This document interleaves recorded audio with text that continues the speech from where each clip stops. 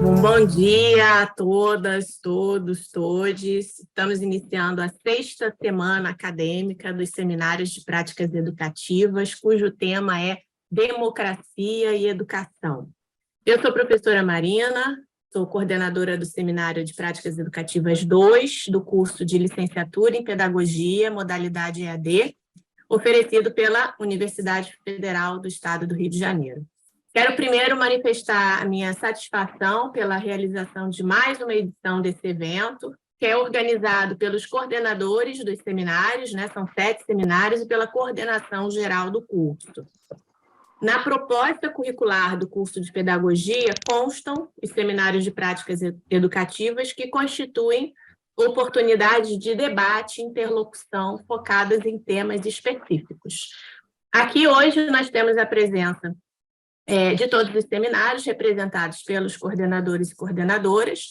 Seminário de Práticas Educativas 1, coordenado pelo professor Roberto Charles Feitosa. O Seminário de Práticas Educativas 2, coordenado por mim mesma. O Seminário de Práticas Educativas 3, pela professora Jéssica Rodrigues. O Seminário 4 e 7, coordenados pela professora Viviane Almeida. O Seminário 5, pelo professor Ivo da Costa, e o Seminário de Práticas Educativas 6, coordenado pelo professor Paulo Roberto. Nós agradecemos o apoio da coordenação geral e da coordenação de tutoria do nosso curso, e aproveito a oportunidade para passar a palavra para a nossa coordenadora Raquel Kolassik, para fazer uma fala de boas-vindas. Bom dia, Raquel, obrigada pela presença. Bom dia, eu que agradeço, parabéns pela organização do evento, é um prazer estar aqui com vocês. Ok. Bom, o tema do encontro de hoje é importantíssimo: democracia e educação.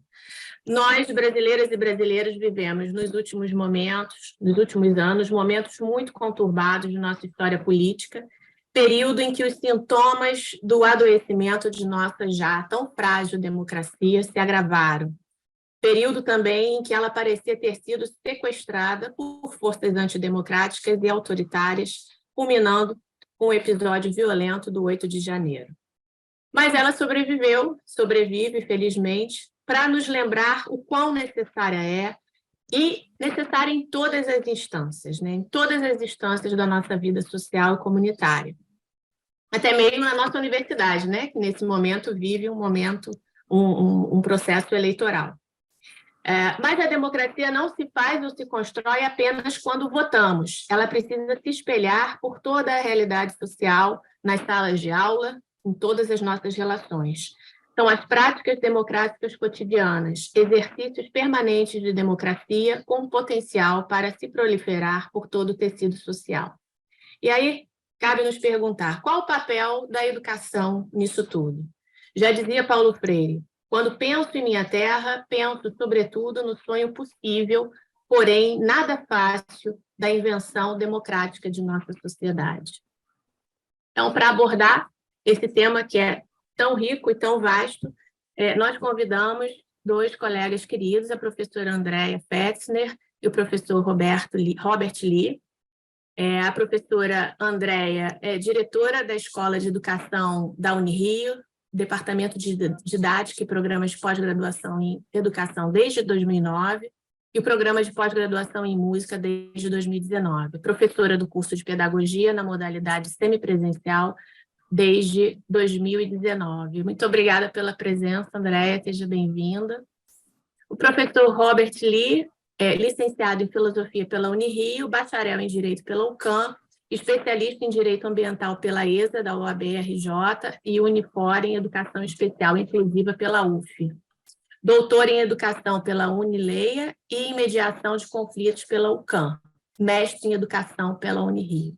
Muito obrigada pela presença de vocês, espero que a gente tenha uma conversa produtiva.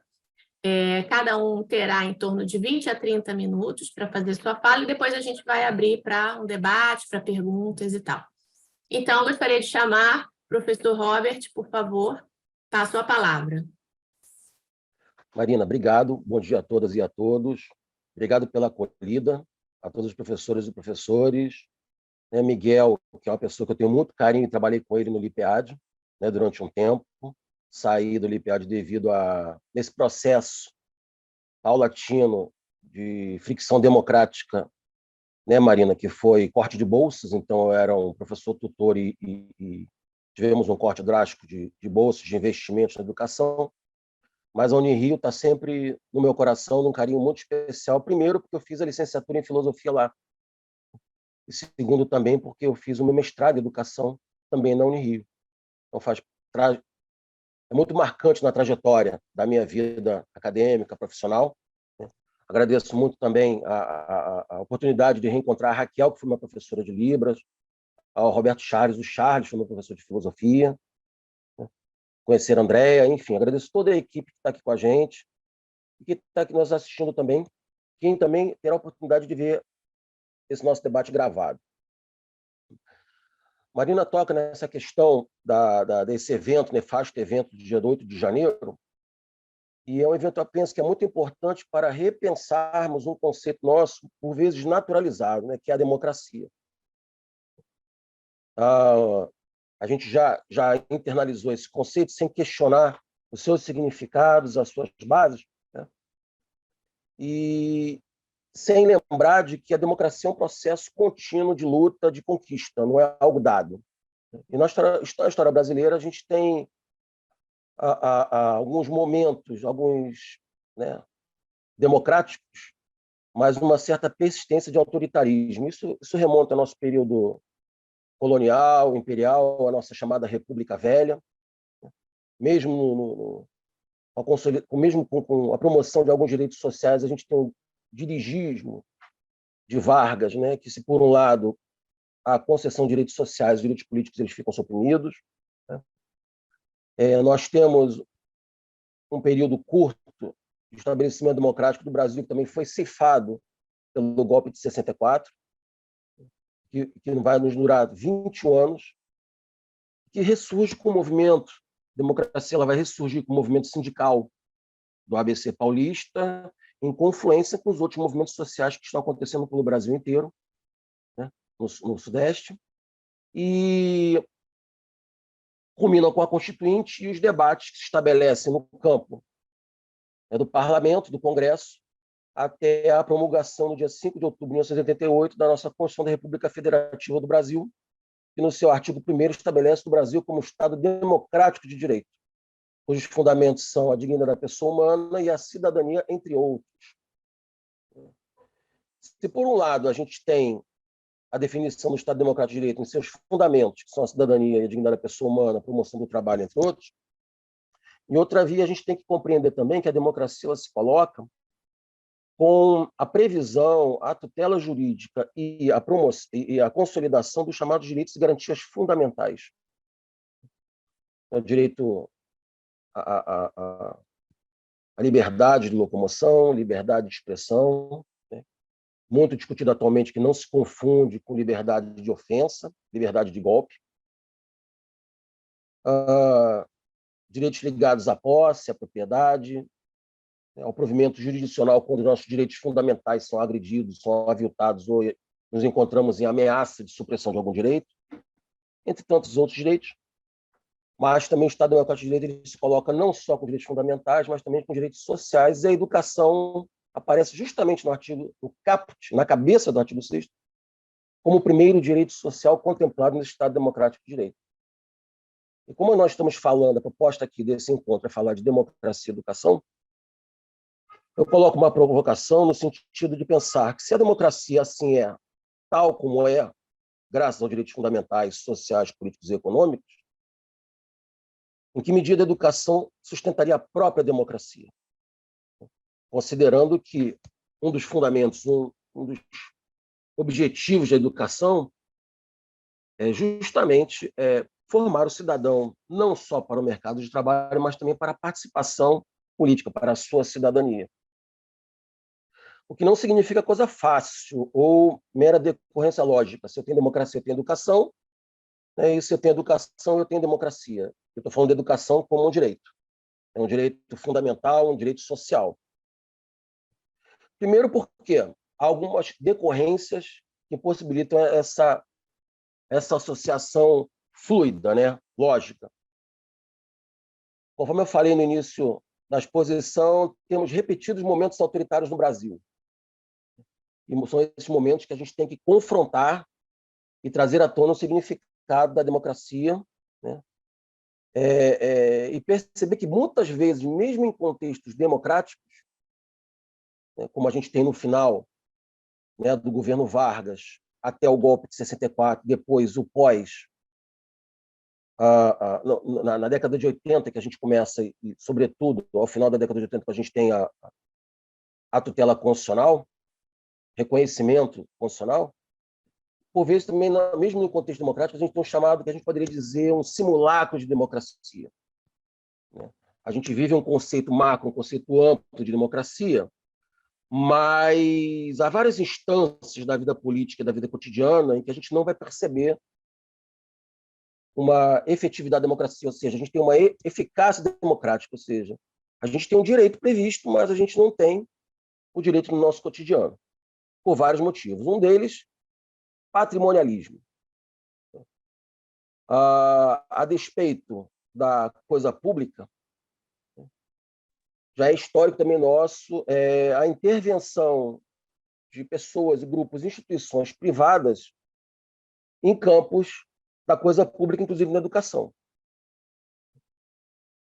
Nós que trabalhamos no campo da educação, trabalhando no plano escolar, não é muito difícil perceber como é que a gente tem a ingerência de instituições, né, de avaliação em larga escala, de atuação dentro das escolas, de instituições privadas, né, que se dizem colegas, amigos de educação.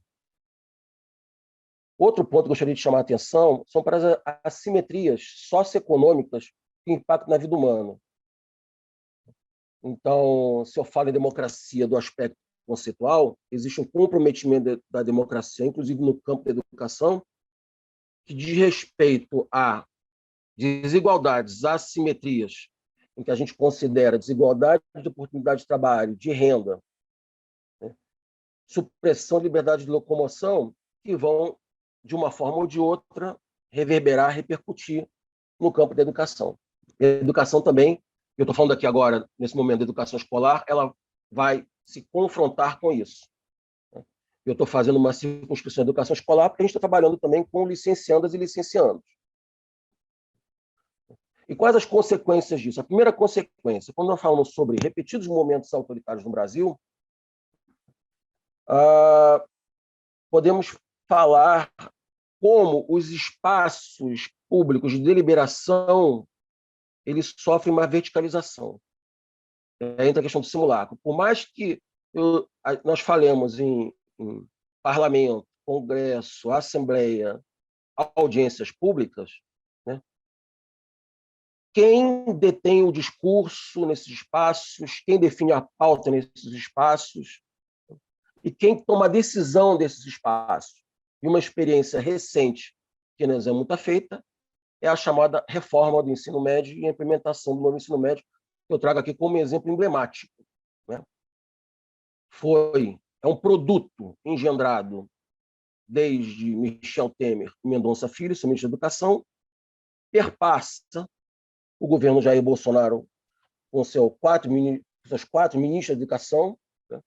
E mais um período, digamos assim, de vacância, que foi um fenômeno. A gente, num governo de 4 anos, tem 4 ministros de Educação e um hiato, um abismo, né? Haja vista os escândalos envolvendo, então, o ministro Milton Ribeiro, em que a pauta já está posta, ela já está definida, né?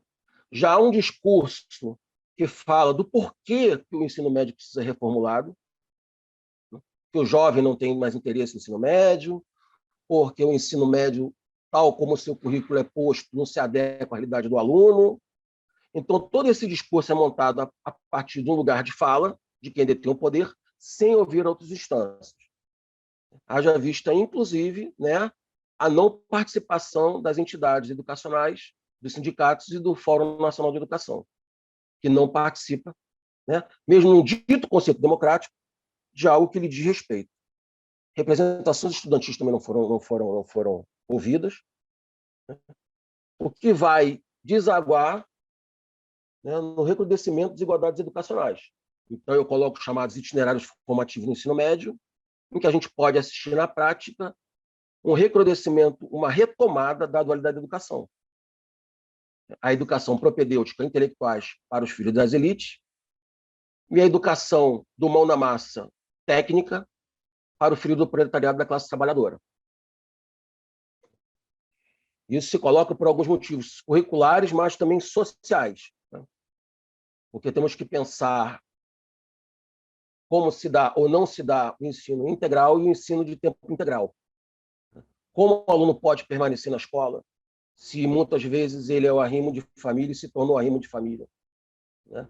Eu tenho experiência escolar e já tive que lidar com alunos de caixote de aplicativo nas costas, indo entregar atividade escolar, porque naquele momento precisava trabalhar e sustentar sua família, entregando comida por aplicativo, porque a sua mãe estava desempregada, ou estava doente, ou morava com a avó, né? Dependendo de Bolsa Família, no caso também de auxílios emergenciais. Então, como compatibilizar esse chamado novo ensino médio com uma realidade, né, que está posta, né, que não deve ser naturalizada, mas ela acontece, né, e que é produto de assimetrias socioeconômicas mais amplas. Como eu falei sobre patrimonialismo, e é uma categoria que nos é muito cara, inclusive do ponto de vista antropológico, a gente consegue perceber como, né, há uma, aspas, cultura brasileira histórica de apropriação da coisa pública, da res pública, por determinados grupos, né, com interesses privados, é a ingerência constante de instituições privadas de educação pública, inclusive na educação básica. Então, determinadas redes, determinadas escolas, elas são eleitas para terem uma intervenção de dita melhoria educacional, enquanto outras escolas não ficam, por interesses políticos, partidários, gerenciais e por aí vai. E que uma outra consequência que eu gostaria de citar também, que em decorrência das desigualdades sociais, né, desse apartamento social, que é, por vezes, o encontro desses segmentos sociais que pouco se tocam, pouco dialogam, e quando se encontram gera uma fricção. E nós estamos falando atualmente, inclusive, de violência nas escolas, né, com vitimização de alunos, vitimização de professores, né, aspectos ligados à segurança pública, que ainda não são muito vendidos, como se a segurança pública ela fosse uma questão de arma, uma questão de polícia, mas ela envolve tantas outras dimensões, como assistência social, assistência psicológica, mental, a própria educação, regularização de moradia e tantas outras coisas, e que está aí na ordem do dia. E que implicam, primeiro, restrição do direito de ir e vir. Segundo, perda de dias letivos e comprometimento da saúde mental, tanto dos alunos como dos professores. Ao expor isso, né, e aí quem está aqui com a gente na sala pode estar com um balãozinho pensando, mas quais seriam os caminhos, né? Longe do nosso evento propor um manual.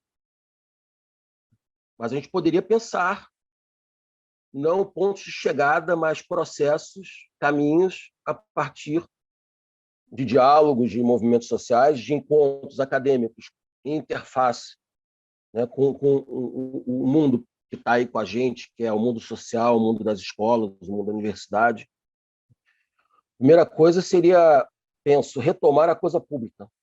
Eu acho que a gente vive num momento de desafio, num momento que nos instiga a retomar a coisa pública. Eu penso, inclusive, que o momento é agora. Já temos 120 dias de novo governo, né? E esse momento é agora, de retomar, né? Inclusive, a própria reforma do ensino médio está em debate, se cabe revogação, se cabe mexer na reforma. Isso depende também como a gente vai retomar a coisa pública e vamos retomar os espaços públicos que nos foram retirados, que não foram cefados. E esse encontro nosso aqui, penso também que é justamente o momento de debate sobre isso. Como nós, educadores, vamos retomar o espaço que nos é de direito está ligado à nossa própria formação, à nossa própria atuação, espaços esses que nós fomos apartados, né? Espaços esses que foram cooptados, gerenciados por interesses particulares, democratização da gestão pública, e quem passa com a gente pela Unirio tem oportunidade de, inclusive, cursar disciplinas sobre, né, dinâmica, gestão da escola, gestão da educação pública. E como é que as comunidades e como é que os atores se mobilizam para a gestão da educação, no processo de tomada de decisão, considerando aspectos macroeconômicos, como eu falei, ligados a aspectos econômicos, aspectos sociais mais amplos. Não pensar a educação como um campo que pode ser gerida a parte de outras políticas públicas. Então, se eu estou falando de educação, eu estou falando também de assistência social. Eu trabalho numa escola pública, então eu tenho que pensar quem é o meu alunado. Como o meu alunado está na escola, como ele primeiro ingressa na escola, como ele frequenta a escola, como ele permanece na escola e como ele conclui o seu período escolar. E nós estamos falando, por exemplo, em evasão escolar, e algumas pesquisas me incomodam porque elas falam sobre os alunos abandonam primeiro, porque não vem sentido na escola. Segundo, o alto quadro de violência, inclusive no Rio de Janeiro. É uma realidade pontual, mas não exclusiva do Rio de Janeiro, que é o impacto da violência intramuros. Ou seja, uma violência extramuro de confronto entre polícias e narcotraficantes e facções de narcotraficantes que acaba refletindo no cotidiano da escola, no seu gerenciamento, no seu fazer educação, na sua convivência. Mas, por exemplo, essas pesquisas não tocam em questões nodais, por exemplo, sobre os aspectos econômicos que fazem com que o aluno abandone. Então, se eu tenho um aluno que precisa carregar caixa de isopor, de aplicativo nas costas, de moto, de bicicleta, para entregar comida no momento que ele deveria estar na escola, para sustentar essa família, então eu tenho um aspecto social, econômico, macro, meso, que impacta dentro da escola, e eu preciso considerar isso nas minhas pesquisas. Primeiro ponto, ao meu ver, uma crítica. Segundo, pensar também nas assimetrias raciais e de gênero. Quais são as escolas em que a gente trabalha, em que as alunas adolescentes, já são mãe, têm onde deixar seus filhos.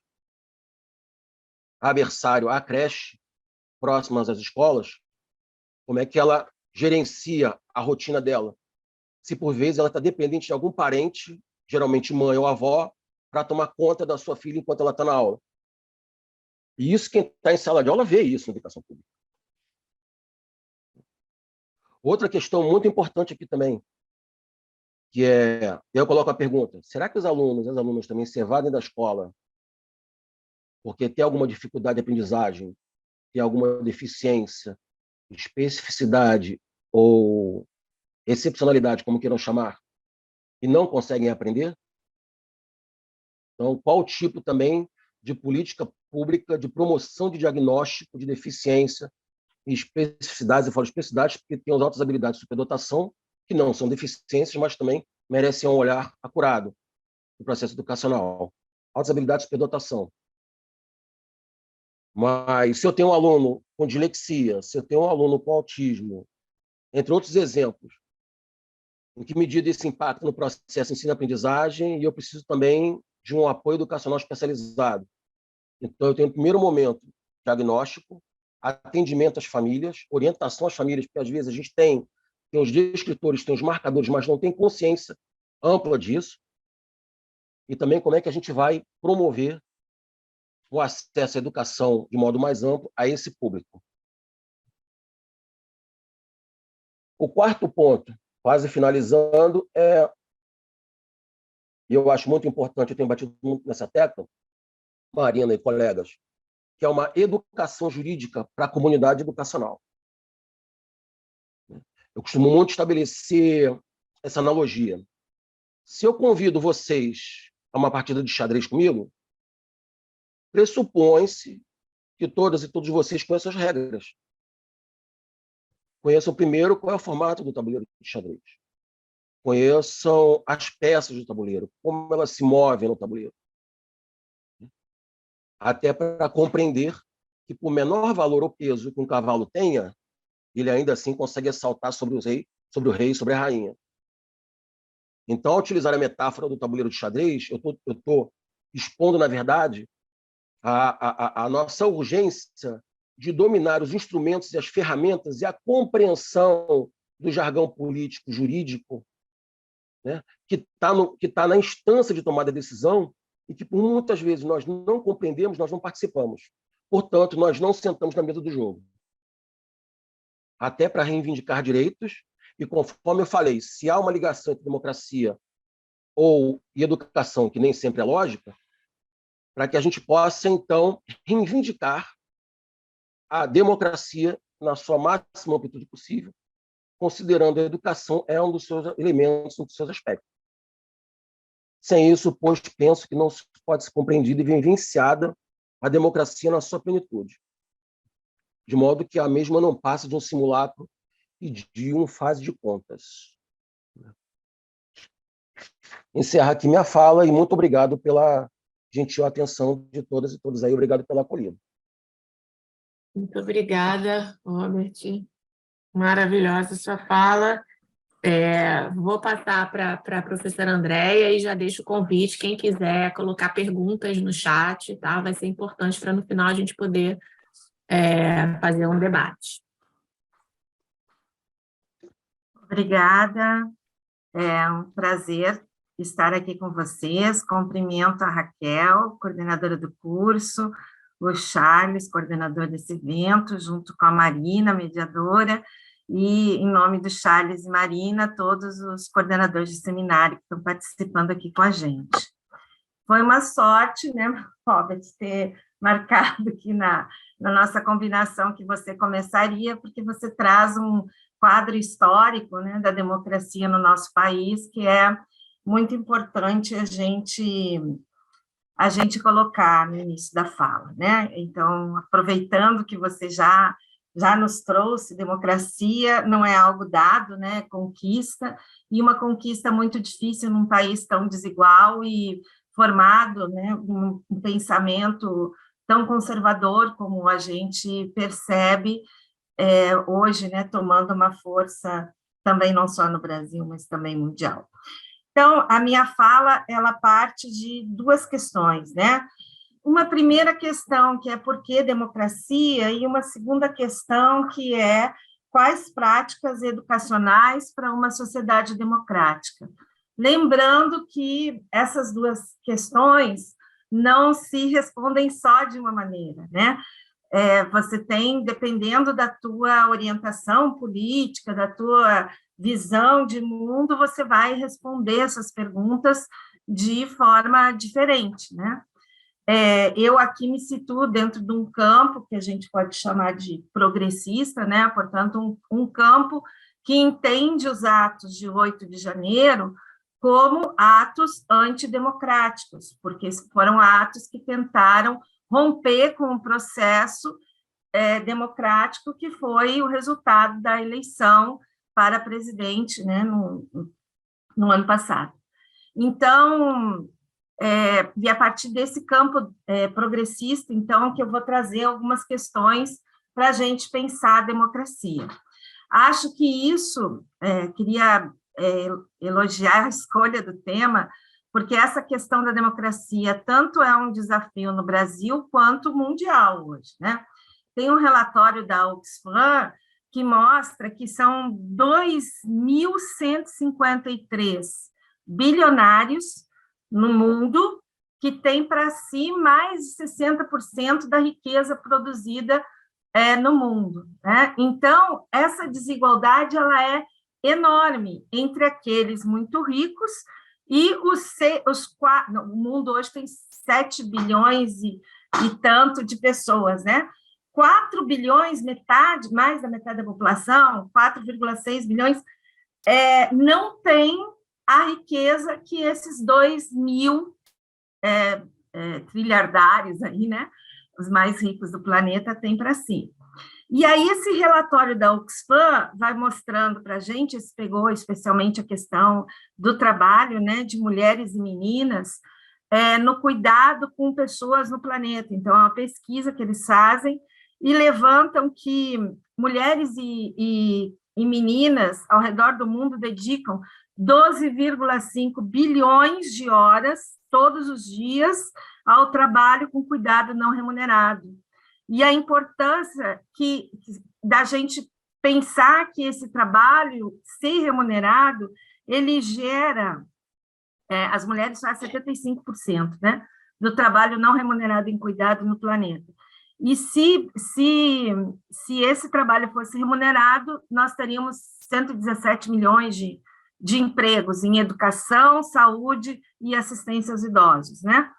E para ter esses milhões, para poder criar esses milhões de empregos, você precisaria de apenas 0,5 de taxação sobre a fortuna, 0,5 de taxação sobre a fortuna desses bilionários, né?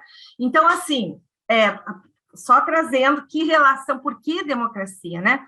Como o Robert já destacou, a questão econômica, a questão da dignidade na produção, da sobrevivência, da vida, né? Do acesso ao cuidado, do direito à velhice digna, do direito a uma educação com qualidade, uma educação que coloque ao dispor, né, dos filhos desses 2 milhões e dos filhos da metade, mais da metade da população mundial, condições de se apropriar de culturas diversas, e de produzir, e de ver a sua cultura, né, como uma contribuição para pensar um outro mundo possível, menos desigual e mais solidário. A discussão da democracia, do ponto de vista econômico, é fundamental. E o que eu vou trazer aqui em relação à escola, né, a segunda pergunta, quais práticas educacionais para uma sociedade democrática, desde um ponto de vista que é o ponto de vista progressista, né, esse que pensa que esse mundo organizado com a riqueza concentrada e com a acumulação de riqueza do jeito que ela ele é um mundo que produz desigualdade, produz subalternização, produz silenciamento, produz atos, né, como esse que a gente assistiu em 8 de janeiro. Quer dizer, quem financiou os atos? Quais os latifundiários que estão envolvidos, né, no financiamento dos atos? Quais os grupos políticos e o discurso desses grupos políticos que estão envolvidos no financiamento do 8 de janeiro e na organização, né, e também na organização das ideias que levaram as pessoas a participarem daquele ato, né? Então, do ponto de vista escolar, se a gente pensar as disputas que estão colocadas na escola, né? Vamos falar, primeiro eu queria falar um pouquinho da sociedade, né? Há um movimento na sociedade, e isso não é só no Brasil, que é um avanço do pensamento conservador, né? Então, o pensamento conservador, se a gente puder falar rapidamente sobre ele, centrado nessa ideia da família como núcleo, né, e o principal na vida da pessoa, e a propriedade como a segurança de liberdade, né, para a pessoa, e uma associação desse pensamento ao neoliberalismo, que é essa discussão de que o individual deve, né, ser estimulado, o pensamento individual e a competição individual faz com que todo mundo na sociedade competindo vá fazer o seu melhor, e fazendo o seu melhor, a sociedade vai melhorar. Então, você tem um pensamento que hoje, com a guerra, né, com as guerras, não é uma só, no planeta, você tem o aumento da migração, e aí você tem uma reação conservadora da sociedade, que é contra essa migração, que quer cada território, né, para os nativos, como se existissem nativos, né, só daquele lugar e daquele país, como se todos não fossem migrantes, né, em épocas passadas. Então, você tem um recrudescimento e um avanço de um pensamento que a gente está entendendo, né, o que eu estou entendendo junto com aqueles que entendem, como um pensamento da ultradireita, né? Então, nesse pensamento da ultradireita, o que é liberdade e democracia? É cada um ter a sua arma, a sua possibilidade de autodefesa, a sua propriedade, e o Estado não pode taxar ninguém, nem impedir você, né, de ter isso. E é óbvio que, então, junto com isso, vem uma produção também contra políticas públicas, contra o Estado que vai fornecer educação para todo mundo, a questão das prisões lotadas, enfim, né? Um conjunto de medidas que tem a ver com esse quadro teórico, epistemológico, de ver o mundo, né? E de ver uma, entre aspas, saída, né? Para aquilo que cada um enfrenta como problema. E isso é muito forte. Não só aí a questão é que não são só os dois, se fossem só os 2 milhões lá de hiper-ricos que pensassem assim, mas esses hiper-ricos criaram empresas, né, que vão formulando ideias que são incorporadas pelos 60% da população que está na miséria no planeta, não só no Brasil. Né? Então, boa parte da população, mas vai pensando do mesmo jeito, né? Vai pensando do mesmo jeito, vai defendendo a uberização, vai defendendo, né, que é liberdade você andar com a bicicleta do Itaú, entregando comida por aí. Então, realmente é um desafio do campo teórico, né, do campo filosófico, do campo da comunicação, né, entendimento muito grande também, de discutir com esse pensamento, reconhecer esse pensamento, né, entender os argumentos desse pensamento e conseguir promover um debate qualificado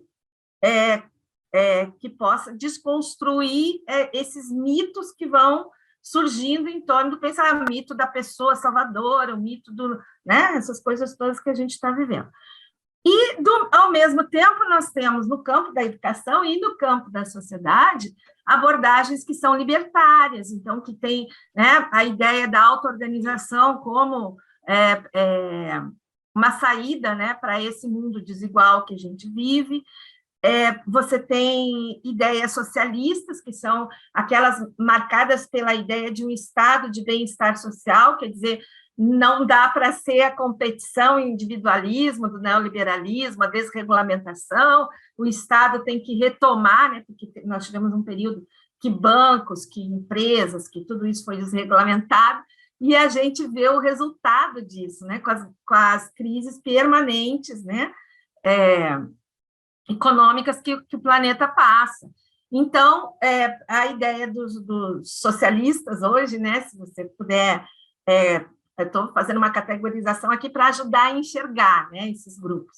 Então, que defendem um Estado que vá colocar travas e controles, né, taxar as grandes fortunas, fazer, de fato, né, comissões, não é um nome, mas instituições que regulem a economia e que tentem combater a concentração de renda e de poder, que é o principal, né? Que não é só o problema do dinheiro, a concentração de poder na mão de quem tem o Twitter, a concentração de poder na mão de quem tem o Facebook, a concentração de poder não...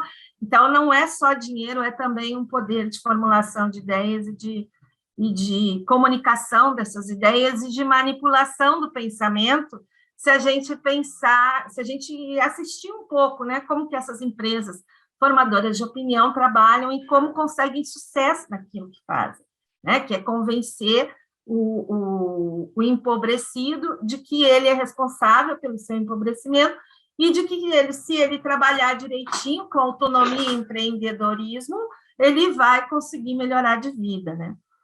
Tem também as discussões identitárias, né? Então, que vão mostrando, olha só, nesse quadro todo de miséria, desgraça e promoção da infelicidade, né, que é o excesso de trabalho, que é a perda de direitos trabalhistas, que nesse quadro todo ainda tem as desigualdades, né, as desigualdades de gênero, as desigualdades raciais, as desigualdades de toda a ordem, não é só uma questão de classe social, é uma questão também de configuração desses preconceitos, e no campo da educação, né, também muito forte, um pensamento decolonial, né? Quer dizer, é preciso a gente denunciar a hegemonia de um determinado pensamento, entender outras epistemologias, outras formas de ver o mundo e outras formas de se relacionar com a natureza, com a alimentação, com o planeta, né? E que essas outras formas, então, exigem um processo que passa pelo processo educacional, que é o processo de colonização, quer dizer, de você abrir mão, você conseguir identificar, eu acho que é o primeiro desafio, né? Identificar esse pensamento colonizador e, então, ir construindo, e denunciando esse pensamento e construindo um olhar mais plural que traga outras epistemologias, práticas e filosofias, para que a gente vá construindo essa ideia, porque sem a ideia, né, essa ideia de um outro mundo possível, menos desigual e menos, enfim. Na educação, ainda a gente tem, e isso tem desde a década de 60, né, uma disputa, estou falando aí só do Brasil, uma disputa muito grande daquilo que o Paulo Freire chamava, né, que é uma imagem que nos ajuda muito a enxergar que educação é essa, que ele chamava de educação bancária, né, que é uma educação onde a ideia da transmissão do conhecimento predomina, né, a ideia de que existe um conhecimento a ser adquirido por todos e que este um conhecimento está sempre na mão do professor. E é o professor, então, que transmite esse conhecimento aos alunos, e os alunos, as avaliações escolares, né, têm a função de ver o quanto que os alunos assimilaram desse conhecimento, receberam de depósito desse conhecimento. Daí a ideia de bancário, né, do Paulo Freire, lá na década de 60. O professor deposita e o aluno devolve, de acordo com o que ele devolve, a nota que ele tem, né? E, junto com essa ideia, então, de um conhecimento considerado universal, básico, fundamental para todos, né? Aquela linha da construção do conhecimento, como se não existisse disputa política nesse conhecimento, não existisse negações, né, de epistemologias quando se adota esse conhecimento. Então, na disputa com essa visão de educação, a ideia do Paulo Freire, né, de educação libertadora, que seria você trabalhar com os conhecimentos que os estudantes trazem, de construir um conhecimento coletivo a partir desses conhecimentos que cada estudante traz, problematizar esses conhecimentos e reconstruir aquilo que Paulo Freire chama de anunciar uma outra sociedade possível, e para isso sempre esse conhecimento precisa ser um conhecimento que vá se dirigir à questão de quais são os problemas coletivos que a gente enfrenta e como podemos enfrentá-los, né?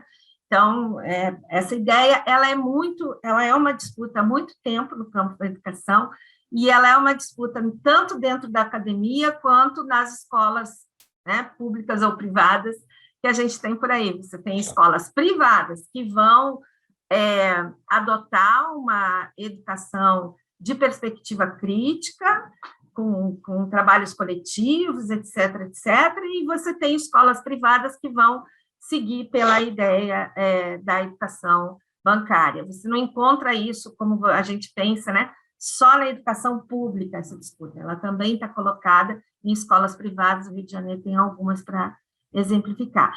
E aí você tem nessas práticas escolares as disputas do entendimento do que é currículo, do entendimento do que são, o que é a função da avaliação na escola, né?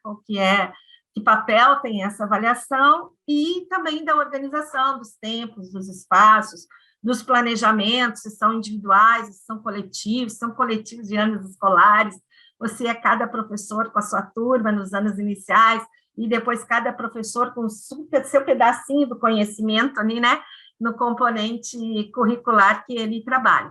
A mesma disputa está colocada na formação de professores, na academia, né, e no jeito que a gente trabalha na academia também, não é uma questão só da educação básica, no meu entendimento. Então, quando a gente vai responder a pergunta, né, quais práticas educacionais para uma sociedade democrática? Tem uma abordagem dessa discussão das propostas de democratização, que são 3 níveis, assim, importantes, e não são um anterior ao outro, né? Uma das discussões da democratização da educação passa pela democratização do acesso, né? Não adianta a gente pensar em democratização se o ensino superior não for possível para todos, se a educação básica não for possível para todos, né? Então, em termos de legislação e de ampliação de vagas, Brasil está muito recente nisso, né? Enquanto que outros países já universalizaram há muito tempo, a gente ainda tem pendências, né, em relação a isso. Democratização do acesso, tudo bem. Outra discussão grande, né, no campo da educação é a democratização da gestão. Como é que eu faço a gestão da universidade?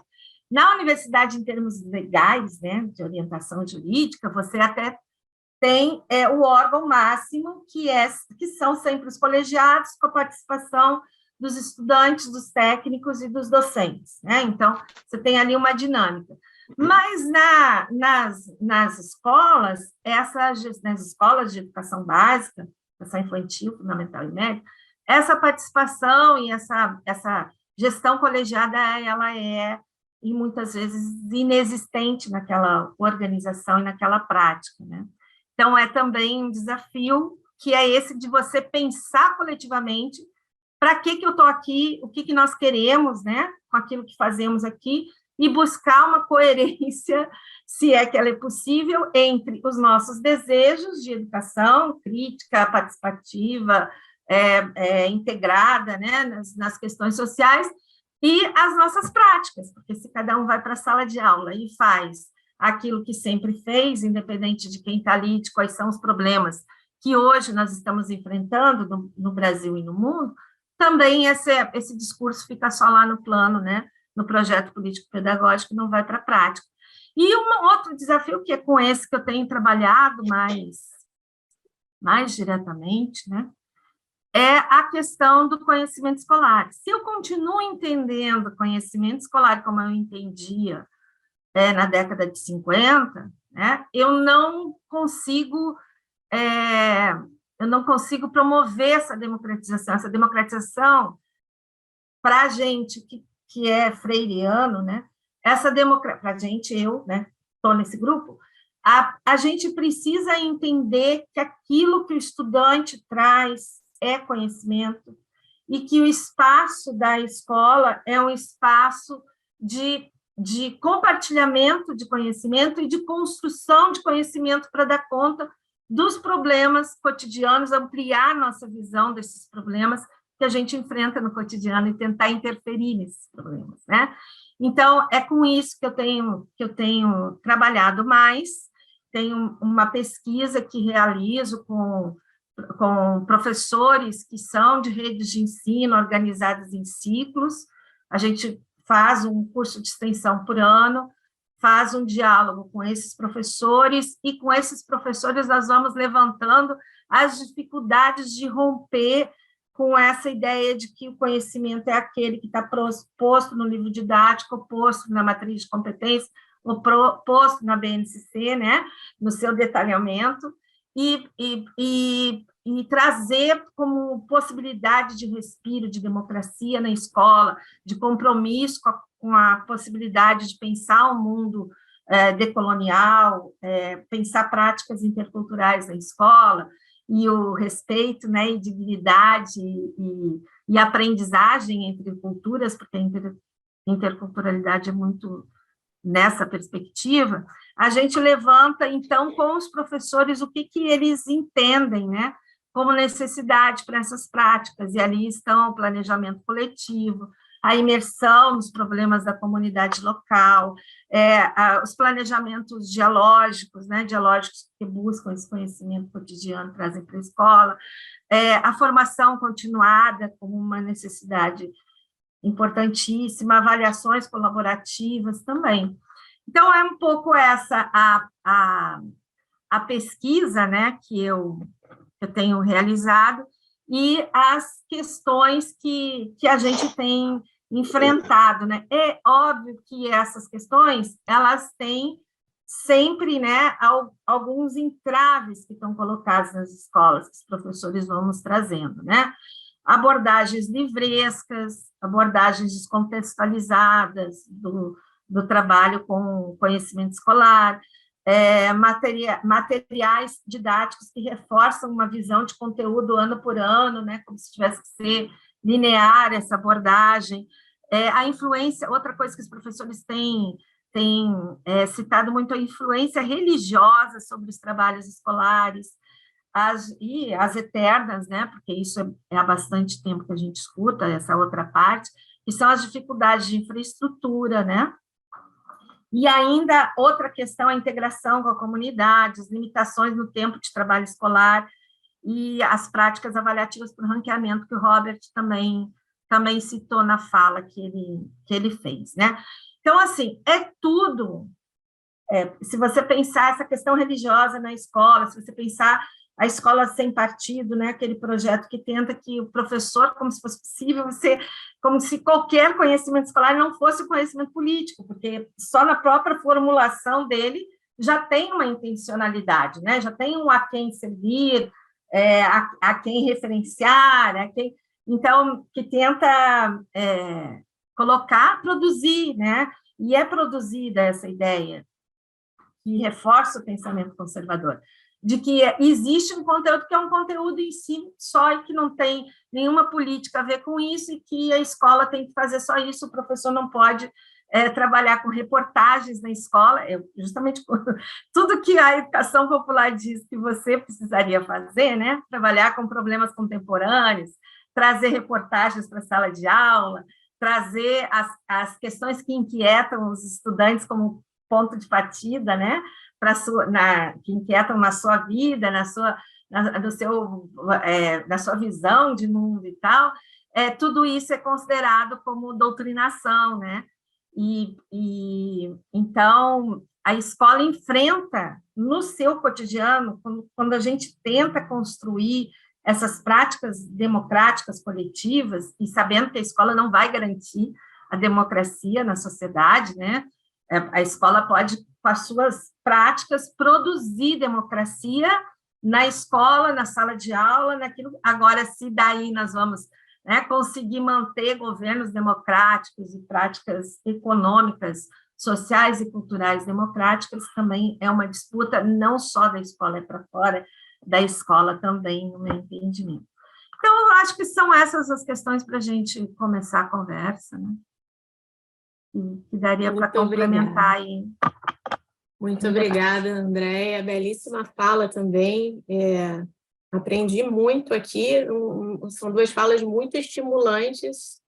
E vou tentar fazer um breve apanhado assim, do que mais me marcou e tentar formular alguma questão assim, no calor do momento, a partir das falas de vocês, né? Eu fico me perguntando também, como professora da universidade também, como alguém que pratica extensão, né, no Complexo da Maré, trabalhando com jovens, então todas essas questões que vocês colocam sobre a escola, elas aparecem com muita força, né, quando a gente trabalha com jovens nas comunidades populares.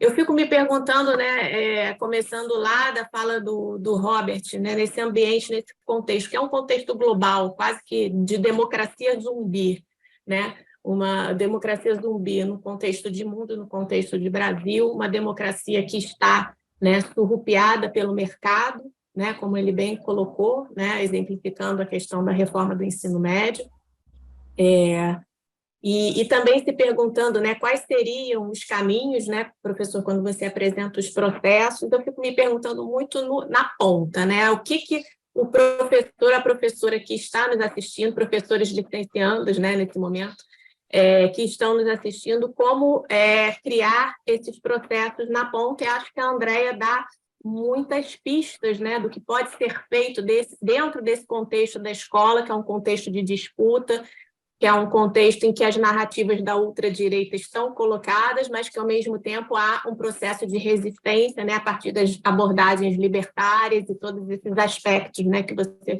colocou como auto-organização, como os processos, né, de trazer uma perspectiva decolonial, olhar plural e tudo mais.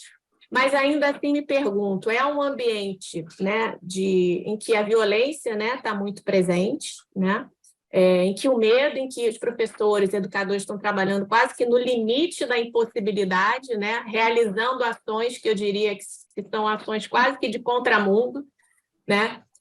Então, quando a Andréia traz, né, os exemplos, né, no seu projeto de extensão, o diálogo com os professores, pergunto para vocês quais são os aspectos, que notícias boas vocês têm para nos dar, né? Porque acho sempre importante a gente pensar sobre o que de positivo vem acontecendo, né? Costumo abordar isso nas minhas aulas na licenciatura, né? Quando há uma tendência, quase uma satanização, né, do ensino público, né?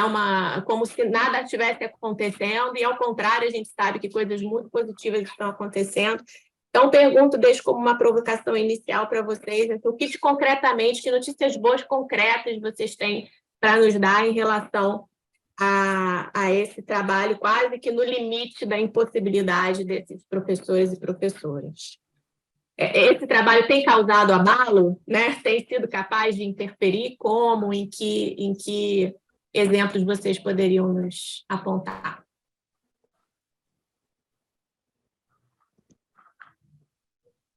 Quem quiser, como quiser.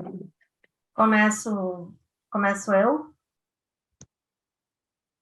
Robert, quer falar? Vamos lá. Vai lá, começa você. Então, no curso, a gente faz justamente essa procura, Mariana, que é ver das práticas dos professores, né, daquilo que estão fazendo nas escolas, que questões estão presentes que seriam vistas como uma resistência democrática, como uma prática que busca pluralizar o conteúdo escolar, né? Ou pluralizar o conhecimento escolar, aquilo que a gente entende por conhecimento escolar. E realmente a gente encontra planejamentos ou práticas ou visitas ou a exploração do local, etc., que alguns professores, que alguns professores não, que a maioria dos professores sempre tem uma experiência em relação a isso. Qual é o entrave para esses professores, né, que eles vão levantando para a gente? São essas práticas de engessamento curricular, né, que as redes vão adotando, e as práticas de avaliação externa que as redes vão adotando. Porque aí fica aquela... Isso não quer dizer que quem adota essas práticas de planejamento coletivo, trabalho com conhecimento local, etc. e tal, vá ter um resultado pior na avaliação externa. Mas é uma forma de pressão que existe sobre a escola, de que o conteúdo a ser trabalhado é aquele que parte por si mesmo ali colocado nos currículos, que são essas escolas que a gente trabalha, são municipais, na sua maioria, de diferentes municípios, né? A gente tem gente como a gente fez agora, desde a pandemia, esse curso online, então a gente tem gente desde Porto Alegre até Maceió, né, participando, professores de outras redes que trabalham com uma organização que busca, né, a organização em ciclos, ela busca romper com aquela seriação, né, 1 ano para cada abordagem curricular. Mas, assim, o que nos anima é ver que existem, na experiência de cada professor, algumas práticas assim, mas essas práticas emperram nessas questões que eles vão apontando para a gente, né? O ensino livresco, a avaliação externa, a interferência religiosa, agora é uma queixa que tem aparecido muito nos últimos 2 anos do curso, né? A interferência do pensamento religioso, querendo que você não trabalhe com evolução, com isso, com aquilo na sala de aula, né? Com música na sala de aula, etc, etc, etc. Legal, André. No meu caso, eu sou egresso do projeto de extensão Filosofia na Sala de Aula, coordenado pelo Marcelo Guimarães, né, que participação da Valéria Viu, né, o Samir Haddad e outros professores e professores. As notícias não são tão, digamos assim, animadoras, elas são desafiadoras, mexem, porque nós tivemos uma grande derrota, que foi a supressão drástica, né, de filosofia e sociologia no currículo do ensino médio. Em vez de nós caminharmos no sentido da promoção da filosofia e sociologia, até mesmo no ensino fundamental 2, ou nas séries finais do ensino fundamental, como acontece em algumas redes particulares, até alguns países do mundo, lamentavelmente a gente teve a supressão. né, devido à reforma, e como você coloca, tomada por grupos de conservadores de extrema-direita que definem o que é liberdade, o que é democracia, e definem também quais as necessidades da educação e dos educandos. Então, o discurso já está dado, já está posto. Eles têm essas necessidades e nós temos a resposta. Mas nós não vamos ouvir os necessitados, digamos assim. Né? A importância da filosofia é definir conceitos. O que é? Né? Qual é? Então, quais são os significados de liberdade e democracia? Quem define tais conceitos? Quem tem o uso da palavra? Como se dão os processos? Então, filosofia e sociologia são importantes nesse contexto. Isso é um projeto. Atualmente, eu estou vinculado ao programa de pós-graduação em Sociologia e Direito da UF. Né? Devido à minha hiperatividade, né, a despeito de ter feito doutorado em Educação na FRJ, eu enveredei para um doutorado em Sociologia e Direito na UF. Minha pesquisa versa, e a gente está engatilhando num projeto de extensão, inclusive, sobre judicialização da educação. Eu trabalho com mediação de conflitos escolares, essa é a minha pesquisa. A judicialização de conflitos escolares no âmbito do Tribunal de Justiça do Rio de Janeiro. Então, não bastasse, né, quadro de violência, corte de bolsas, que impacta na formação de professores e formação continuada de professores, que a gente sabe que é muito importante. Né? Muito do que eu compreendo, falo hoje aqui, pratico, devo graças às bolsas de formação continuada, de pós-graduação que eu tive, né, que foram cortadas. E, além da questão religiosa, a gente ainda tem a pressão da judicialização do fazer pedagógico. Né? Então, o professor ele ainda está na ponta da faca, que é a diretora, a coordenadora de a escola ser processada, ser demandada judicialmente. Né? Com base, muitas vezes, também nesse discurso conservador extremista, né? Do dever ser. E aí eu estou fazendo essa interlocução de educação e direito e tem sido muito instigante. Não trago boas notícias, mas posso dizer que trago potências de pensamento e de prática. Isso tem sido uma experiência, Marina, Andréa e demais pessoas com a gente aqui na sala. A ver no que vai dar. Perfeito. Obrigada, professor. Andréa pediu para falar um pouco sobre a questão da violência também. Queria dar uma deixa, talvez, para você falar um pouco. Hoje mesmo a gente tem uma outra operação policial lá no Complexo da Maré, né? E eu fico me perguntando, existem as violências, né, provocadas pelas desigualdades, as violências simbólicas e a violência do Estado, né, que está colocando caveirão dentro das escolas. Então, assim, como que, né, como garantir boas notícias, né, sem querer ser pessimista ou ceder a um fatalismo, como o Paulo Freire tanto combateu essa ideia do fatalismo, diante de tamanha violência, né? Não sei, André, se é por aí que você ia falar. Te agradeço. Queria aproveitar também uma fala do Robert, né? Quer dizer, nós temos uma escola que, na sua tradição, né? Eu visito algumas escolas fora do Brasil, eu não encontro uma arquitetura na sala de aula tão conservadora quanto é a nossa, né? Essa coisa das classes enfileiradas, essa coisa de um atrás do outro, essa coisa né, o trabalho coletivo quase é raro, né? Você encontrar, etc. e tal. Então, assim, nós temos um ambiente escolar que ele já é muito violento nessa questão de como trabalha o que entende por conhecimento e como trabalha com as culturas populares, né? Que coloca como igual a indisciplina, igual a violência, né? Dentro da sala de aula, coisas que são da cultura das crianças que estão chegando nessa escola, que são crianças que movimentam mais o corpo, são crianças que têm uma vivência musical muito maior, são crianças... Então, aquele enquadramento naquela escola tradicional, vamos chamar de conservadora, né, do que entende por conhecimento e por costumes, né, já é uma violência. Mas eu acho que agora nós estamos num patamar que é diferente, né? Nos Estados Unidos, você tem 1,5 A média é 1,5 ataque a escolas por dia. E esses ataques armados, né, de jovens e adultos, e, enfim, a escolas que vão lá matar estudantes, matar professores, os Estados Unidos optou por um caminho que bota catraca, né, arma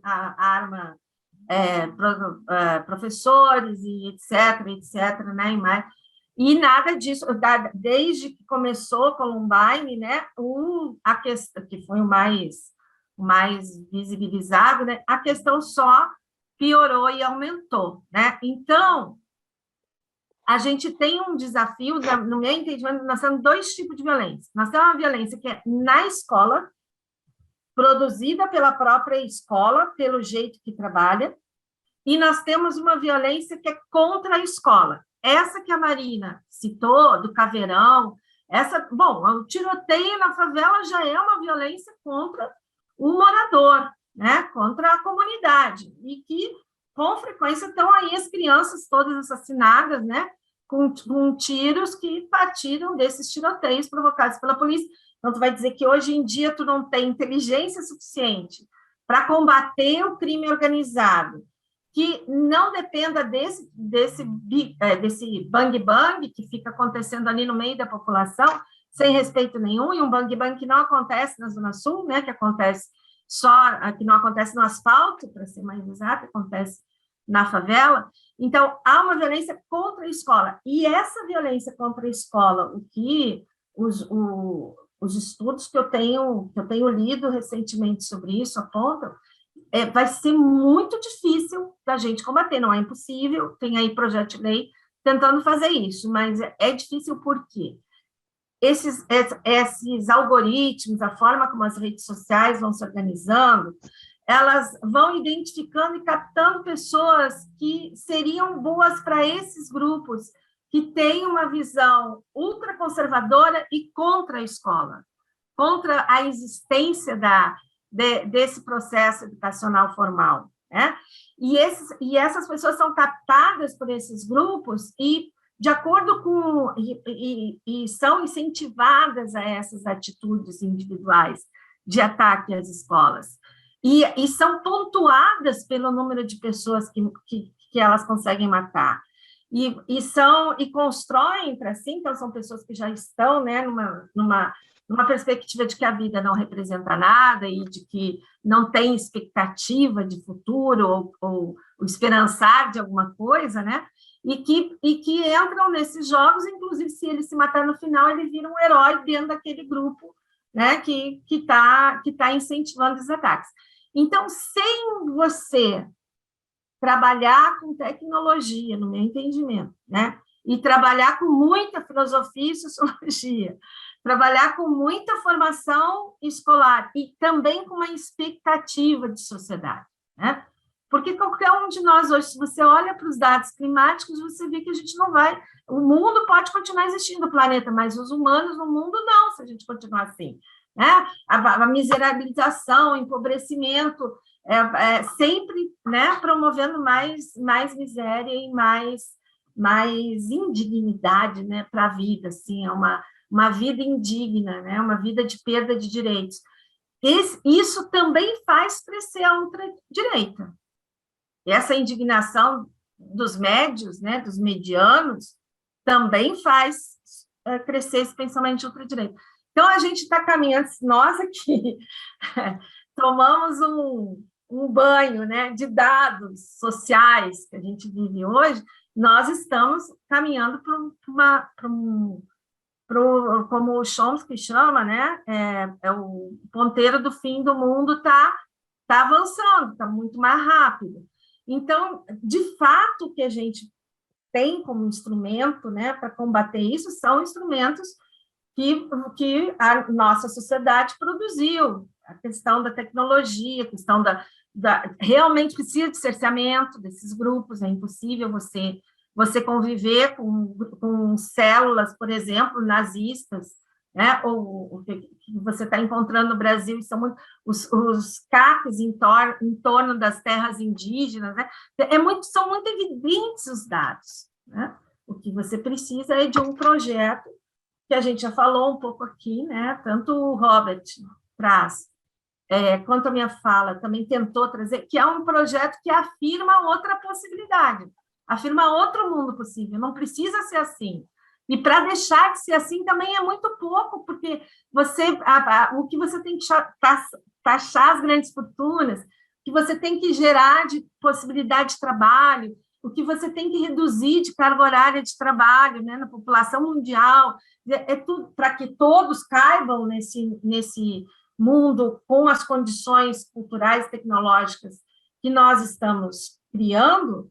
Você precisa também de medidas que são, né, globais e que são uma ação que possa nos possibilitar isso. Agora, por exemplo, ontem conseguimos mais dinheiro para a universidade, corrigir as bolsas, né, conseguir incentivo que os estudantes pratiquem solidariedade, pratiquem empatia. Nós saímos de um período de isolamento físico que teve uma consequência muito grande na saúde mental das pessoas, né, tanto na memória quanto nas formas de relacionamento. Nós precisamos promover atividades que nos coloquem em situação e em práticas de trabalho coletivo, de empatia, de solidariedade, né? Sem perder que tudo isso não é só fazer uma ciranda que as coisas vão se resolver, mas a ciranda é importante também, né? Quer dizer, existe uma questão econômica, existem coisas para a gente estudar,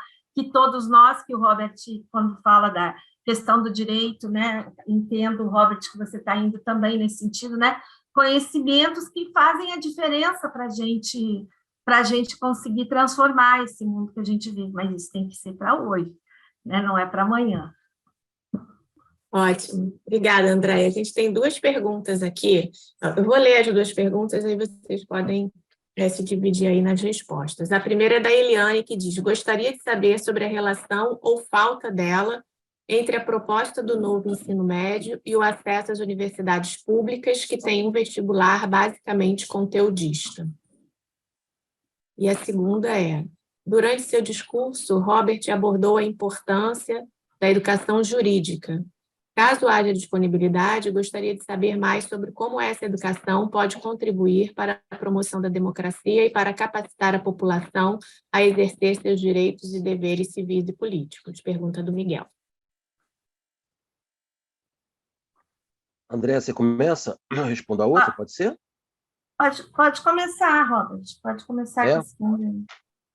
Então tá. Antes de responder a pergunta, é só fazer a seguinte colocação, né, André, que a gente coloca também. Essa violência que você coloca das escolas, do confronto armado, ela está muito ligada também às chamadas ações emblemáticas, né, para dar visibilidade a determinados períodos políticos. Isso geralmente ocorre em época de eleição ou quando o chefe do Poder Executivo está sendo pressionado politicamente ou está envolvido em algum escândalo. E aí é um desvio de foco, né? Não à toa a gente tem esse quadro atual no Rio de Janeiro aí. Convido a todas e a todas a lerem as últimas notícias do jornal sobre o estado do Rio de Janeiro. Falando propriamente sobre a questão da educação jurídica, né, uma das minhas críticas no campo do direito é o campo do dever ser a partir de uma espécie de autopoieses. O que os juristas eles têm feito tradicionalmente? Eles têm olhado para o mundo, né, fora das suas faculdades de direito, fora das suas universidades, fora das suas pesquisas, das suas leituras, interpretado o mundo à sua maneira, né, seja o mundo educacional, social, econômico, trazido esse mundo para dentro do direito, recriado esse mundo e tentado devolver esse mundo o seu modo de pensar e de fazer as coisas. O seu modo, portanto, de dever ser, de um dever ser ideal. Curiosamente, podemos notar que alguns grupos extremistas conservadores, né, eles são capitaneados, são liderados por 2 áreas, dos economistas e dos juristas. Faço um convite a todas e a todos que estão aqui para ver sobre o golpe de 2016, quem é que estava envolvido no alicerce do golpe de 2016, que vai gerar um produto agora nesse período de 2 anos, entre 2018 a 2022. E do par da educação jurídica, quando eu falo disso, eu falo da possibilidade de interface entre 2 campos, educação e direito, que pode ser feita num campo de convivência, de convergência, de diálogo entre duas faculdades, que são a Faculdade de Educação e a Faculdade do Direito, né? Ou então a própria Faculdade de Educação, os próprios professores, eles podem, né, no seu interior, como a Unirio já faz, né? Quando a gente senta numa cadeira em que a gente vai fazer um estudo sobre a legislação educacional, a gente, sobre as mais diversas formas, a gente está tendo uma educação jurídica à medida em que a gente pode interpretar o que é educação, como é que a educação está contemplada no artigo 205 da Constituição Federal, como é que se dá o processo histórico, o processo, né, de positivação da Lei 93, 94, 96, que é a Diretrizes Básicas da Educação, de todas as suas reformas. Então, a gente pode fazer isso de duas formas, né? Ou de uma interlocução entre dois campos de saberes em institutos diferentes, mediante, inclusive, projeto de extensão, ou quando a gente encoraja professores de determinado campo, como na faculdade de pedagogia e nas licenciaturas, de se debruçarem leituras, né, não só ligadas a planejamento educacional, a didática, filosofia da educação, história da educação, entre outros, mas também ligado também a aspectos jurídicos legais para compreender o nosso espaço de educador, o espaço que a gente ocupa de educador nesse mundo que, repito, tem sido capitaneado por alguns que têm uma ideia ideal de um dever ser e querem colocar esse ideal sobre os outros corpos. Respondi? Então, eu vou pegar a questão espinhosa do ensino médio, né?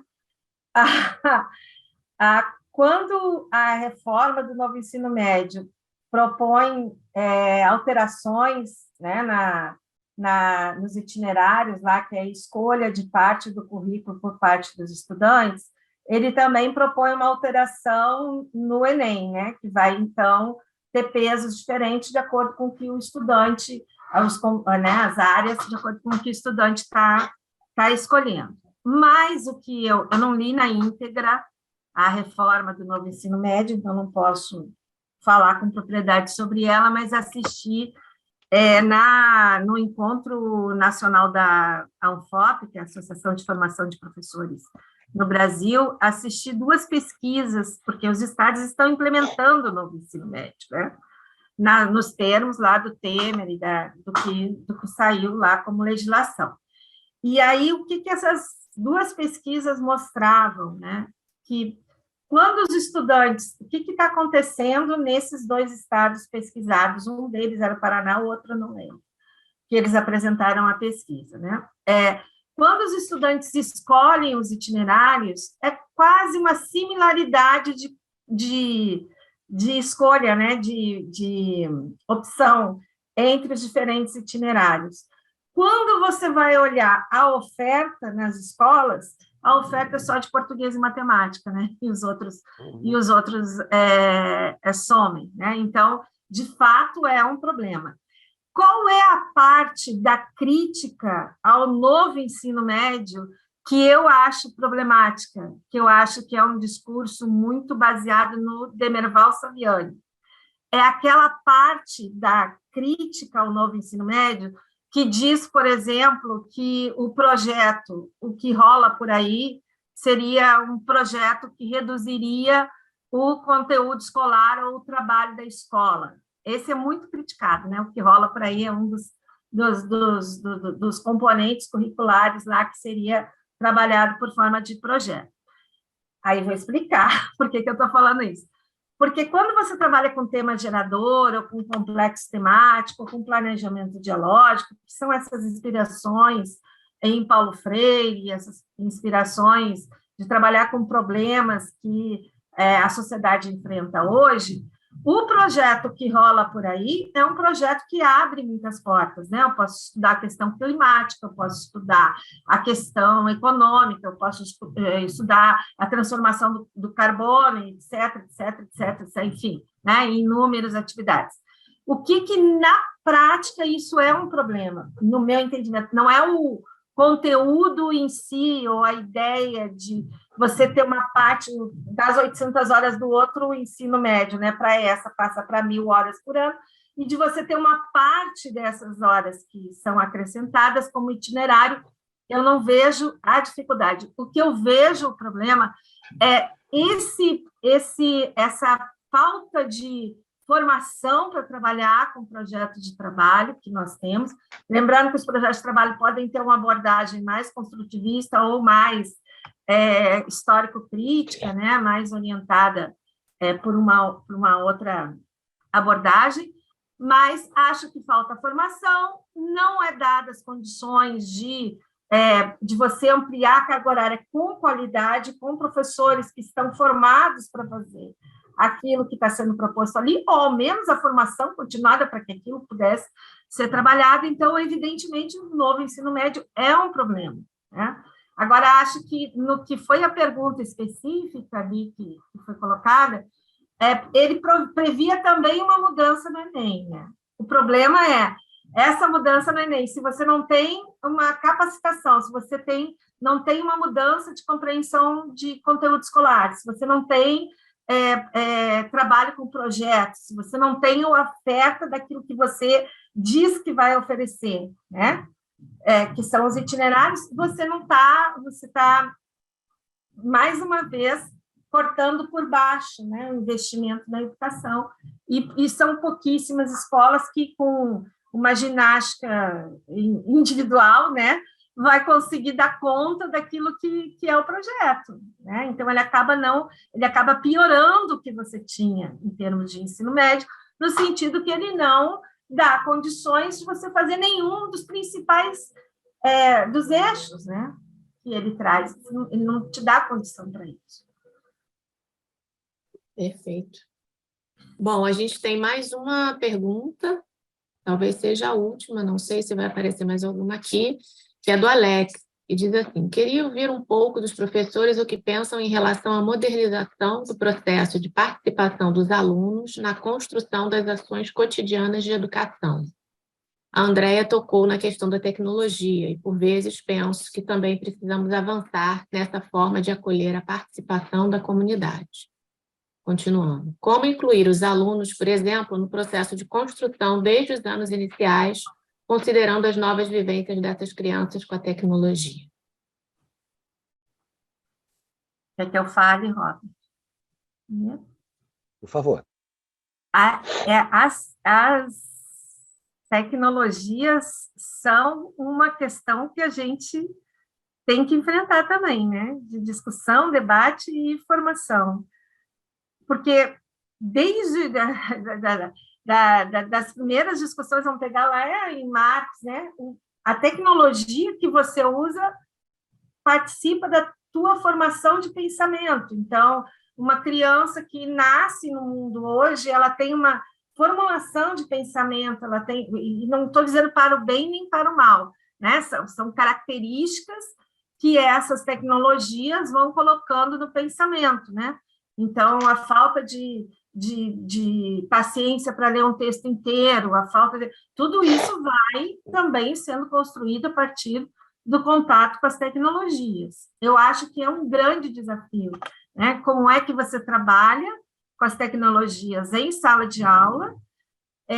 Como é que você acha que sim, as escolas têm que ter Wi-Fi, tem que ter computador, tem que ter a incorporação disso que é presente no mundo atual, tem que ter uma abordagem crítica, né, dessas questões também, de como que elas vão entrando na sociedade sem mecanismos de compensação, né, que é desde os postos de trabalho até a possibilidade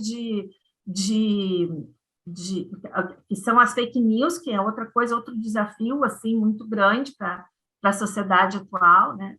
Então, realmente, eu acho que é uma temática que, embora a gente não tenha uma resposta pronta, é uma temática com a qual a gente não pode se furtar de pensar as consequências disso na formação de professores, né? Esses programas que já estão aí formando textos, né? Onde o estudante, se eu pensar que a calculadora ajuda o cara a calcular e que o texto ajuda o cara a escrever, né, com melhor qualidade, onde é que está o problema? O problema está em você conseguir fazer aquilo que até agora a gente tem muita dificuldade de fazer, que é a provocação do pensamento crítico, que é o reconhecimento do pensamento complexo, ou das questões sociais, de uma forma, vamos chamar assim, né? Complexa, que não tem só um jeito de ver, que ela é múltipla, a realidade. Se nós temos dificuldade para fazer tudo isso com esses recursos que facilitam a escrita e tal, se nós não conseguirmos fazer isso por meio desses recursos, nós também vamos continuar com as mesmas dificuldades, né? Então, eu acho que realmente é uma questão, e acho que a gente é muito rançoso quando vai trabalhar com essas coisas, né? A gente tem umas posturas assim de que, bom, se você pensar na própria academia, na nossa universidade, né? Quem trabalha de forma interdisciplinar, quem faz um projeto coletivo, né? É muito difícil, às vezes você faz algumas propostas, né, para que a gente faça alguma coisa mais junto e acaba sendo muito difícil, né? Então, nosso mundo acadêmico, ele ainda precisa de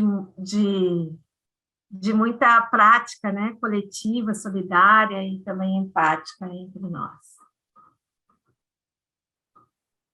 Obrigada, Andréia. Alguém mais teria alguma pergunta? A gente já está com uma hora e meia bastante intensa e com muita intensidade, né, de debate. Acho que vai ser um material muito rico. Deixa eu só fazer para os alunos, sim, claro. Uma provocação, né, do tema, que eu sei que essas tecnologias levantam, né, muita gente contra e a favor, como se fosse uma discussão de contra e a favor de uma coisa que está aí, que é complexa, a gente tem que pensar. Estou lendo esse livro aqui, da Maneiras de Ser, né, do James Bride, não sei dizer o nome dele certo, mas é a discussão de animais, plantas e máquinas, né, que relação é essa e como que essas relações vão sendo construídas na sociedade atual. Estou gostando muito da leitura, mas estou no início, estou no primeiro capítulo. Boa. Robert, você quer fazer algum comentário? Talvez deixar uma fala final? Deixo. Com relação à tecnologia, um carrinho de madeira é uma tecnologia. Isso. Né? A roda é uma tecnologia. Então, a gente pode pensar também em tecnologia a partir do sentido mais amplo, não só das novas tecnologias da informação e da comunicação. Eu tenho trabalhado com séries finais do ensino fundamental e com o ensino médio, e tenho me valido daquilo, André, que a gente chama de gamificação da educação. Então, eu posso, com os alunos, fabricar um jogo, eu tenho feito isso. Não sei se vocês conhecem o jogo da Hiena. Né? Ele é um jogo de dado em que a gente faz em cima de papel roller ou em cima de uma madeira, de papelão, e convido os alunos para jogarem, para fazer uma abordagem sobre a história da África. Né? Eu costumo brincar, inclusive, muito com os meus alunos. Eu falo muito cuidado com as estátuas de mármore dos filósofos, que vocês acham que muitos tinham a pele branca e não tinham. Né? A África não tem cultura, a África não tem saber. Né? Que povo egípcio, que povo sudanês era esse? Né? Milenar. Então, a gente trabalha também. E vai se capacitando, né? Daí você colocou num ponto importante, que é a necessidade, a gente tem dialogado sobre isso, sobre encorajar, fomentar e também reivindicar o poder público, né? Para promoção da formação continuada de professoras e professores, para que possa haver um alinhamento, né, multigeracional que a gente está vivenciando nas escolas. Então, também posso trabalhar também em gamificação pelo celular. Enfim, é claro também que tem outras variáveis envolvidas, como, por exemplo, a gente discute isso, que é a assimetria de acesso à rede de internet entre escolas públicas e privadas, entre as próprias escolas públicas.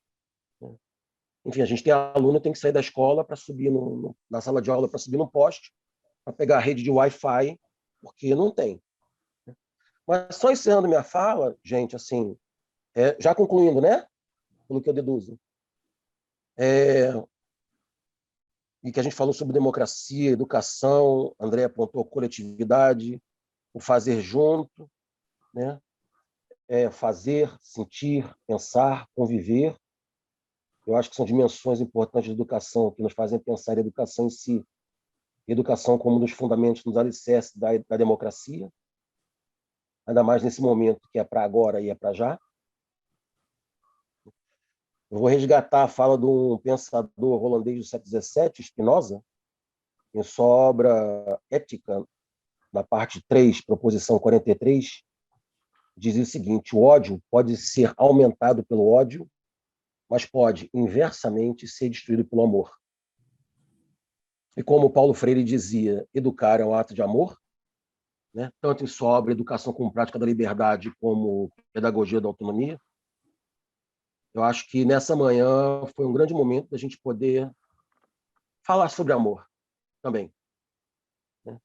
E, nesse sentido, a educação fundada no amor, a educação fundada em tudo isso que a gente pensa, né, para um mundo menos desigual, menos conservador, menos sectário, menos fundamentalista, menos extremista, seja um ato de potência também. É isso. Muito obrigado pela acolhida, muito obrigado pelo convite. A quem eu revi hoje aqui me deixou muito emocionado, porque, como eu falei, a Unirio, né, está dentro do meu coração, porque faz parte da minha formação de base e da minha pós-graduação. E que eu também não conheci, tive a oportunidade de conhecer também. Gratidão pela acolhida, pela paciência e pela escuta generosa. Tá? E muito obrigado por quem está com a gente também na sala de hoje aí, ouvindo e mandando perguntas. Muito obrigado. Muito obrigada, Robert, pela sensibilidade, pela criticidade, pela sensibilidade, pela amorosidade, né, da sua participação. André, você quer deixar alguma palavra final? Uma manhã muito feliz. Muito obrigada. Eu quero agradecer o convite, né, do Charles, da Marina, do Miguel, um companheiro aí do LIPEAD nas lutas diárias, né, Miguel? Da Raquel também, na coordenação do curso, e para todos vocês aí dos seminários. Foi um prazer estar aqui conversando com o Roberto, né? Robert, legal sobre essa temática da democracia, e dizer assim, como diz, né, o Paulo Freire, o mundo não é, ele está sendo. Então, que a gente se dê conta, né, da nossa vida, do nosso tempo, que a gente não sabe que tempo é esse, né, quanto tempo a gente tem de vida, e que a gente consiga se organizar nos nossos fazeres para que eles sejam realmente práticas que afirmem a possibilidade de ser do outro, né? Essa questão da empatia, que essa questão do compromisso coletivo. É muito difícil você imaginar que você vai viver, vai ter segurança, vai ter saúde, educação de qualidade, se você pensar só individualmente, né? Isso por natureza, a ideia do cuidado com o outro, do cuidado com o idoso, do cuidado com as crianças, isso é um projeto coletivo, né? Precisa ser um projeto coletivo. Então, um mundo mais saudável, onde a gente possa trabalhar menos, né? E contribuir mais para o planeta, com as pessoas, e entendendo que existem várias formas de você pensar e projetar a sua vida e seu mundo, e que tem lugar para todo mundo, né? E que, se a gente organizar direitinho, todo mundo come, todo mundo estuda, todo mundo tem assistência, né, que precisa ter para garantir a sua dignidade, a gente vive melhor, né? Então, que a gente faça das nossas práticas que busquem o melhor para o coletivo, né? A partir de uma ideia de integração, de democracia, de afirmação do outro como legítimo. É isso. Obrigada. Obrigada, então, a gente vai se despedindo. Esperamos que os estudantes aí aproveitem, né, esse tempo tão quanto a gente aproveitou, e sigamos esperançando. Vamos nessa. Obrigada, gente. Obrigada, Andréia. Obrigada, Robert, Miguel, colegas.